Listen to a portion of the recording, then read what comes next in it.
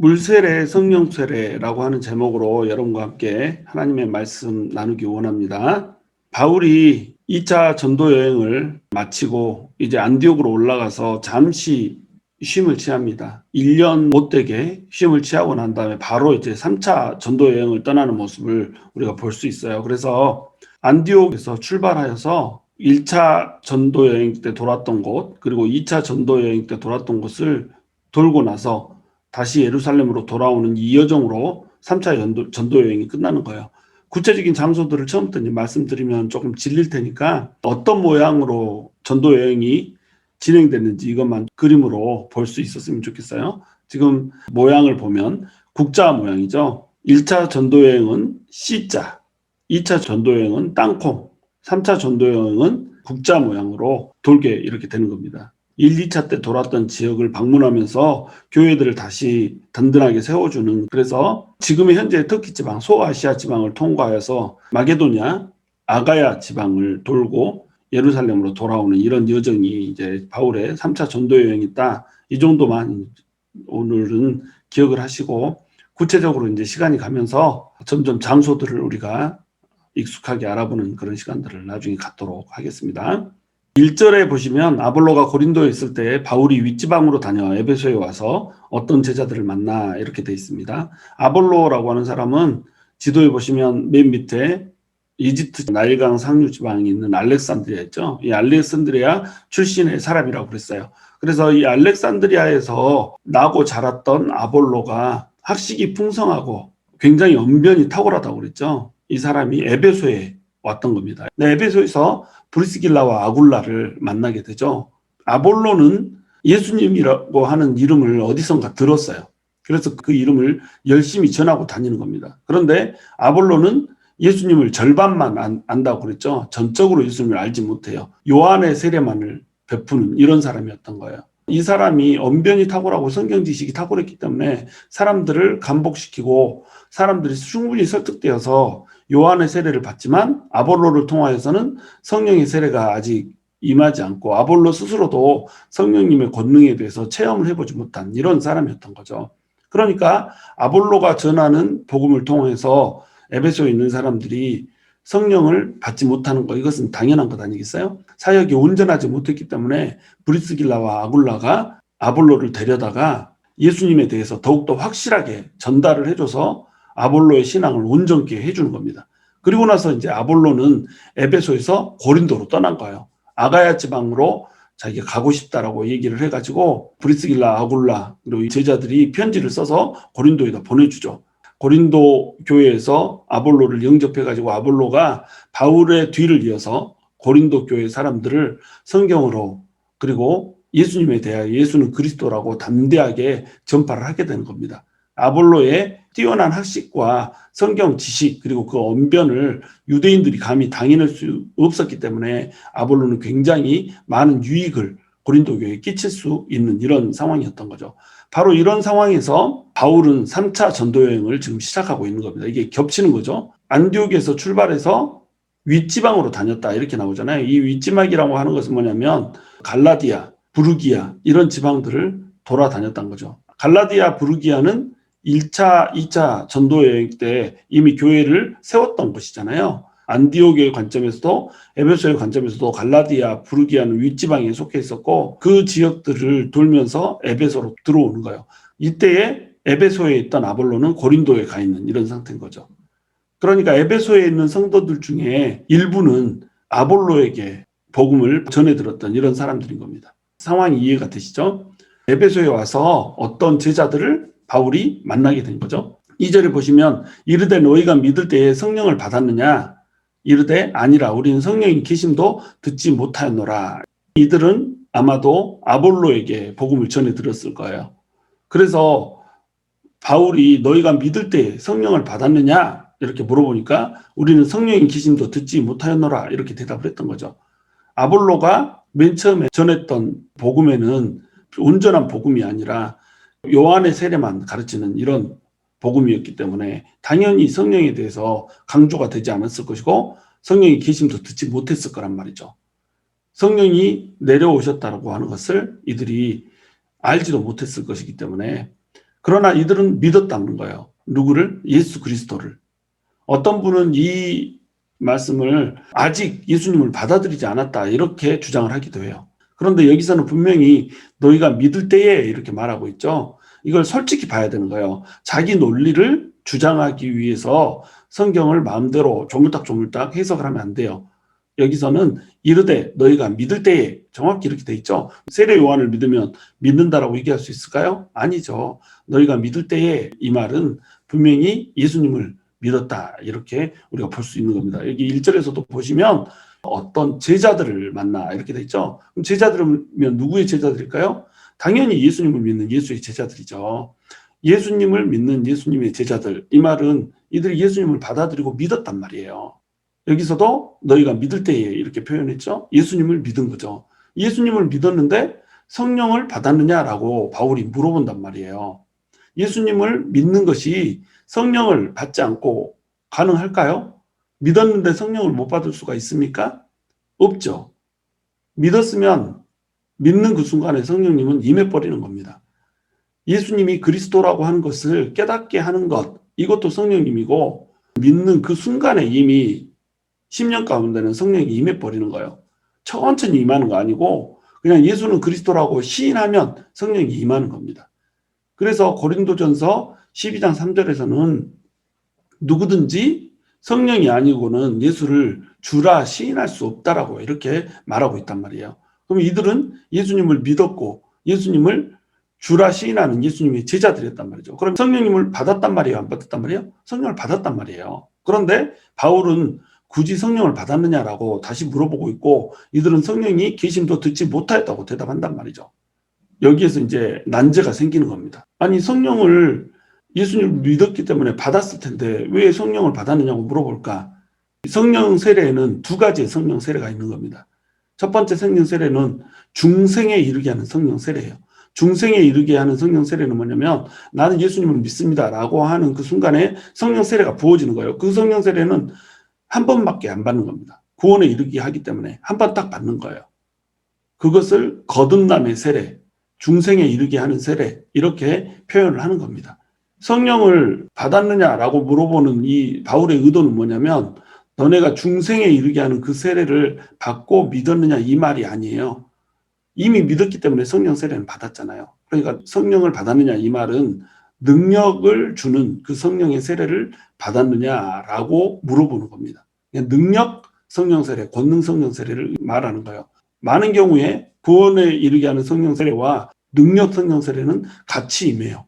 그런데 구원에 이르게 하는 성령 세례는 단회적인 사건이에요. 한 번 딱 받으면 그냥 그 성령님이 우리 안에 내주하시면서 우리는 구원을 얻는 겁니다. 그런데 능력을 주는 성령 세례가 있어요. 이 능력을 주는 성령 세례는 단회적인 사건이 아니에요. 성령 세례를 받았는데 더 많은 능력을 부어주시고 이런 식으로 이제 된다는 겁니다. 이것을 이제 성령 세례와 성령 충만으로 용어적으로 구분을 할 뿐이에요. 어떤 분은 성령 세례, 이것은 믿을 때에 성령 세례가 임하는 것이고 그 후의 것은 성령 충만이다. 이미 성령 세례가 부어졌기 때문에 그 다음 것은 성령 충만이라고 불러야 한다. 이렇게 용어를 정리를 하는 겁니다. 그런데 이건 용어적인 차원일 뿐이라는 거예요. 성령 충만이 됐건 능력 성령 세례를 부어줬건 어찌됐건 우리에게 믿을 때에 성령이 임하시고 그 성령님은 우리 안에서 동일하게 역사를 하는 것이 아니라 더 많이 역사를 하기도 하고 더 강하게 역사를 하기도 한다는 겁니다. 그러니까 우리는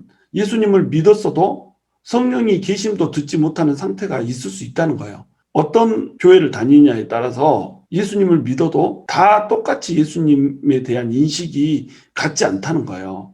다 똑같이 예수님의 권능이 드러나는 건 아니란 말이죠. 어떤 교회를 다니고 또 무엇을 강조하느냐에 따라서 성령님을 전혀 무시해버릴 수도 있고 성령님의 권능, 성령님의 능력, 성령님의 은사 이런 쪽은 폐기처분하듯이 이렇게 만들어버릴 수도 있다는 겁니다. 이렇게 하게 되면 반쪽짜리 신앙이 되는 거죠. 절름발이 신앙이 되는 거예요. 온전히 성령님이 나를 주장하여서 내 안에서 권능도 능력도 나타나게 하는 그런 신앙생활을 우리가 할 수가 없다는 겁니다. 그러니까 바울은 이들에게 물어보는 거예요. 너희가 믿을 때 성령을 받았느냐? 그러나 이들은 아볼로에게서 배웠기 때문에 성령이 계심도 듣지 못하였노라. 이렇게 대답을 할 수밖에 없었다는 겁니다.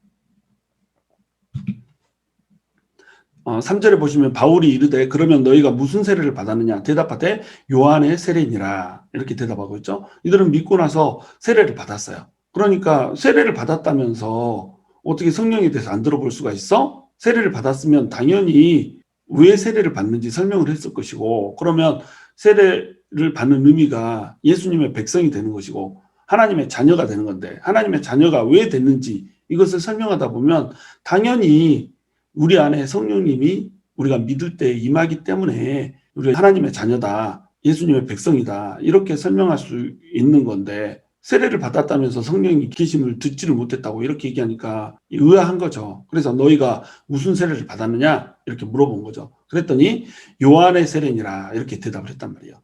요한의 세례라고 하는 건 뭐예요? 죄사함의 세례란 말입니다. 세례 요한이 와서 예수님이 오시기 전에 먼저 예수님의 길을 평탄케 하는 일을 했잖아요.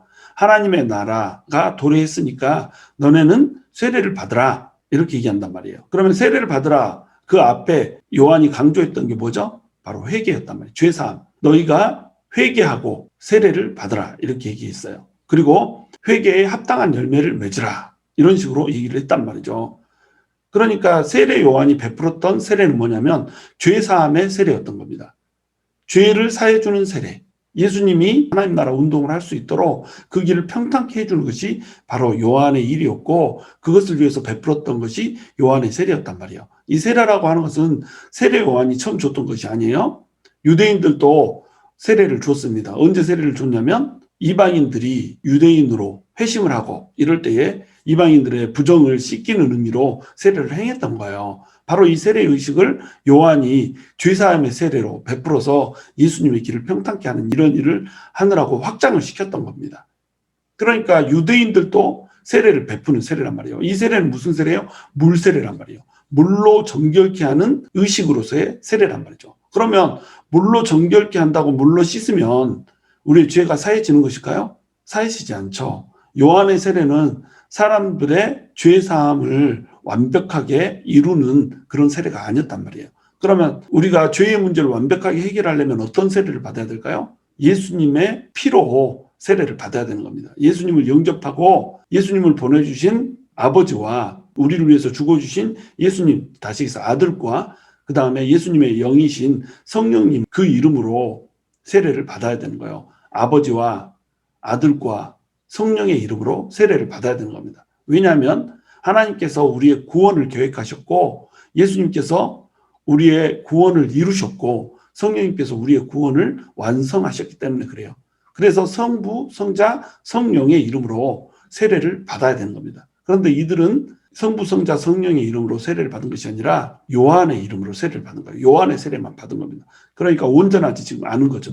그래서 4절에 보시면 바울이 이르되 요한이 회개의 세례를 베풀며 백성에게 말하되 내 뒤에 오시는 이를 믿으라 하였으니 이는 곧 예수라 하거늘 그들이 듣고 주 예수의 이름으로 세례를 받으니, 그들은 예수님을 이미 믿었어요. 그러나 세례를 요한의 회개의 세례를 받은 겁니다. 예수님을 그리스도라고 하는 온전한 고백을 하면서 세례를 받은 게 아니란 말이에요. 믿음은 고백을 하지 않아도 사실은 예수님을 믿을 때에 그 믿음 때문에 성령님이 임하는 거거든요. 그러니까 이들에게는 구원의 확신도 없고 성령님의 이름도 들어본 적이 없는 이런 상태지만 예수님을 믿었던 사람들이 분명하죠. 그러나 이들은 세례를 받을 때 요한의 그 회개 세례 이것만을 받았던 거예요. 왜? 아볼로가 전했던 복음이 온전하지 않았기 때문에. 그래서 바울이 요한이 회개의 세례를 베풀면서 전했던 그 말씀을 얘기를 해주는 거예요. 내가 그리스도가 아니라 내 뒤에 오시는 그분이 그리스도다. 그분이 바로 예수다. 그분을 믿어라. 우리가 믿어야 될 분은 바로 예수 그리스도다. 이렇게 전달을 해줬던 겁니다. 그랬더니 그들이 듣고 주 예수의 이름으로 세례를 받았다 이렇게 나오고 있습니다. 주 예수의 이름으로 세례를 받았다 이 말은 뭐냐면 성부, 성자, 성령의 이름으로 세례를 받았다, 이것을 줄여서 이제 얘기를 하고 있는 거예요. 우리가 받는 세례는 어떤 세례예요? 예수님의 이름으로 받는 세례여야 된단 말이죠. 이 세례는 예수님의 이름으로 우리가 받기 때문에 예수님께서는 뭘로 세례를 주신다고 그랬죠? 불과 성령으로 세례를 준다고 그랬어요. 세례 요한은 물로 세례를 줬단 말이죠. 근데 이 물로 세례를 주는 것, 이것은 우리의 죄를 사할 수가 없단 말이죠. 그러니까 예수님께서 세례를 주셔야 된다는 거죠. 예수의 이름으로 세례를 받으면 이 세례를 받을 때 우리에게 성령님이 부어지고 이것을 성령 세례라고 부른다는 거예요. 이것은 불의 세례예요. 성령을 불로 표현하는 거죠. 불로 성령님이 임해서 우리의 모든 심령에 더러운 것들, 부정한 것들을 태우시고 불의 권능이 우리에게 임하게 된다라고 하는 얘기예요. 그래서 불세례요, 성령 세례가 예수님의 이름으로 세례를 받을 때 임하게 되는 겁니다. 세례에는 물 세례가 있고 성령 세례가 있단 말이에요. 예수님께서도 니고데모에게 얘기를 하죠. 너희가 물과 성령으로 거듭나지 않으면 결코 하나님 나라에 이를 수가 없다라고 얘기를 한다는 겁니다. 그럼 물과 성령으로 거듭나지 않으면 이렇게 얘기했으니까 물 세례를 받지 않으면 우리가 구원을 받지 못한다. 이렇게 생각할 수 있잖아요. 그런데 그것은 그렇지 않습니다. 성령으로 세례를 받으면 물 세례가 거기에 포함이 되는 거예요. 성령님은 생명의 물이에요. 성령님을 생수로 표현하잖아요. 그 물로 우리가 세례를 받는 거예요. 성령 세례 안에 물 세례, 성령 세례가 다 포함되는 겁니다. 예수님이 십자가에 못 박혀서 돌아가실 때에 한 강도가 예수님이 아버지에게 가실 때에 나를 기억하소서 이렇게 부탁을 하잖아요. 기도를 하잖아요. 그러니까 네가 오늘 밤 나와 함께 낙원에 있으리라 이렇게 얘기했잖아요. 그럼 그 십자가에 달렸던 강도는 세례를 받았나요? 안 받았나요? 세례를 안 받았죠. 물세례를 받지 않았어요. 그러나 네가 오늘 밤 나와 함께 낙원에 있으리라 그랬으니까 그 사람은 구원을 받았어요? 안 받았어요? 구원 받았죠. 그러면 그 사람은 왜 구원 받았을까요? 예수님을 그리스도로 믿은 겁니다. 그러니까 믿는 그 순간에 성령 세례가 임한 거예요. 성령 세례가 임하는 그 순간에 물과 성령으로 거듭나는 일이 벌어진 거예요. 바로 예수 그리스도의 물 주시는 그 성령, 그걸로 인해서 생수로 인해서 세례를 받은 겁니다. 그러니까 생명을 얻고 예수님과 함께 낙원에 오르게 되는 그 은혜를 받았던 겁니다. 그러면 우리가 물 세례는 받을 필요가 없는가? 그렇지 않죠. 물 세례를 받아야 되는 이유는 우리가 예수님을 그리스도로 받아들입니다라고 하는 것을 공적으로 선포하는 거예요. 그리고 나는 예수님을 믿고 하나님의 백성이 되었습니다라고 하는 것을 공표를 하는 거죠. 가족으로 들어오는 의식인 거예요. 내가 예수님을 이제부터는 믿고 예수님의 제자로서 하나님의 자녀답게 살겠습니다라고 하는 것을 선포하는 거죠. 그냥 우리 머리 위에 물 좀 찌끌고 물속에 잠깐 들어갔다 나오고 뭐 이런 의식이 아니라는 거예요. 이것은 굉장히 중요한 성례예요. 세례와 성찬식은 가장 중요한 예수 믿는 자들의 성례거든요. 이것을 아무렇게나 받으면 안 된다는 거죠. 저도 세례 2번, 침례 1번을 받았거든요. 예수님을 믿는 믿음이 없었기 때문에 준다고 하면 막 받은 걸 믿지도 않으면서 군대에서 1번 받고 결혼하기 전에 세례를 받아야지 결혼한다고 그러니까 세례 받고 이렇게 해서 2번 세례 받고 진짜로 이제 예수님을 믿고 나서 침례를 1번 받았는데 하여간 우리가 물 세례를 받는 것 이것은 예수님을 믿는다라고 하는 것을 공표하는 것이기 때문에 세례를 주는 사람도 아무한테나 세례를 주면 안 되고 세례를 받는 사람도 함부로 세례를 받으면 안 된다는 겁니다. 예수님의 이름으로 받는 이 세례를 우리가 받아야 되고 이 세례는 성령 세례다. 그런데 성령 세례는 우리가 구원에 이르게 하는 중생에 이르게 하는 거듭남의 성령 세례가 있고 능력을 부어주는 성령 세례, 능력 성령 세례가 있다. 이렇게 이해를 할 수가 있는 겁니다. 6절에 보시면 바울이 그들에게 안수하며 성령이 그들에게 임하심으로 방언도 하고 예언도 하니 이렇게 나와 있죠. 성령이 그들에게 임하심으로 그러면 성령이 임한다는 건 바울은 어떻게 알았을까요? 성령님이 보였을까요? 그렇지 않죠. 현상을 보고 아는 겁니다. 방언도 하고 예언도 하고 이렇게 하는 것을 보고 아 성령님이 이들에게 임했구나 이렇게 알 수가 있는 거예요. 성령님은 그들이 이미 믿을 때에 그들에게 임했지만 안수할 때 방언도 하고 예언도 하고 하는 은사들이 나타났던 거예요. 그러니까 성령이 그들에게 임했다 이렇게 표현한 겁니다. 그러면 그들이 믿을 때 이미 성령님이 그 안에 들어가 있잖아요. 안수하기 전에 그들은 믿었단 말이죠. 그러면 그들은 성령을 이미 받았죠. 그런데 여기서는 성령이 그들에게 임하심으로 이렇게 또 표현을 했단 말이죠. 그러니까 이 표현은 엄밀히 따지면 뭐예요? 능력 성령 세례에 대해서 얘기를 하고 있는 거예요. 구원 성령 세례와 능력 성령 세례를 이렇게 구분해서 이해하지 못하면 이것을 해석할 길이 없는 겁니다. 굉장히 이제 복잡해져 버린 거예요. 근데 이것을 딱 구분하면 이해가 쉬워지는 거죠. 믿을 때 이미 구원 성령 세례를 받는 거예요. 그러나 안수할 때에 능력 성령 세례가 임하는 겁니다. 그래서 성령이 그들에게 임하심으로 방언도 하고 예언도 하는 그런 은사들이 임했다는 거예요. 성령이 임하고 능력 성령 세례가 우리한테 부어질 때 우리는 많은 은사들을 받고 또 현상들도 우리에게 임하게 된다는 거예요. 이 현상들과 은사들은 본질적인 것은 아니죠. 본질은 성령님이 우리에게 부어져서 우리가 하나님의 자녀가 됐다는 거, 이것이 본질이죠. 그런데 현상과 은사는 그러면 중요하지 않은 걸까요? 본질은 아니지만 이것들도 역시 굉장히 중요하다는 겁니다. 왜? 하나님으로부터 온 것이기 때문에. 하나님께서 방언이라고 하는 것, 예언이라고 하는 것, 이것을 은사로 부어주셨다. 이 말은 뭐예요? 이거 활용하라는 거예요. 이걸 활용하면 어떻다는 거예요? 능력 있고 권능 있는 신앙생활을 할 수가 있다는 겁니다. 방언을 받지 않았을 때 자주 믿음이 흔들리거든요. 마귀가 와서 믿음을 흔들어 놔요. 네가 진짜로 믿는 거냐? 너 그러고도 크리스찬이네 할 때 방언을 딱 받으면 나한테는 증거가 있다. 나에게 성령님 임한 증거로 성령님의 은사가 임했지 않냐. 현상이 나한테 나타났고 은사가 나한테 나타났다는 얘기는 성령님이 나한테 부어줬다는 거 아니야 라고 하면서 훨씬 흔들리지 않고 훨씬 더 강력한 구원의 확신을 가지고 신앙생활을 할 수가 있는 거예요. 그러니까 이건 무시할 수가 없는 거죠. 그리고 은사들이 임하면 이 은사들을 활용해서 교회의 덕을 세우고 또한 악한 영들을 물리치기도 하고 보이지 않는 세계를 보기도 하면서 능력이 있는 신앙생활을 할 수가 있다는 겁니다. 그러므로 여러분 어떤 교회를 선택하거나 또는 만나게 되는 이런 상황이 있을 때 성령님에 대해서 무지한 교회를 절대로 만나시면 안 돼요. 성령님에 대해서 무시하거나 성령님에 대해서 터부시하거나 성령님의 은사나 능력에 대해서 전혀 강조하지 않거나 이런 교회를 만나면 여러분 신앙생활이 답답해지는 겁니다. 그리고 은혜도 많이 받지 못하게 되는 거예요. 은혜라고 하는 것은 예수님이 나와 함께 동행하신다라고 하는 것을, 그리고 기도 가운데 예수님께서 나에게 충만히 임재하고 계신다라고 하는 것을 느낄 때에 우리가 은혜도 더욱더 풍성히 받는 거거든요. 이 신앙생활이라고 하는 것은 체험이고 경험인 겁니다. 내가 만져지지 않고 느껴지지 않는데 어떻게 하나님에 대한 사랑이 감각적으로 더 뜨겁게 불러일으켜질 수가 있어요. 그리고 성경에서는 정확히 성령님의 은사와 능력들에 대해서 너무도 많이 말씀하시고 강조를 하고 있는데 이것들을 떨쳐내고 신앙생활을 하면 이건 반쪽짜리 신앙생활이라는 거죠. 절름발이 신앙생활을 우리가 해서는 안 된다는 거예요.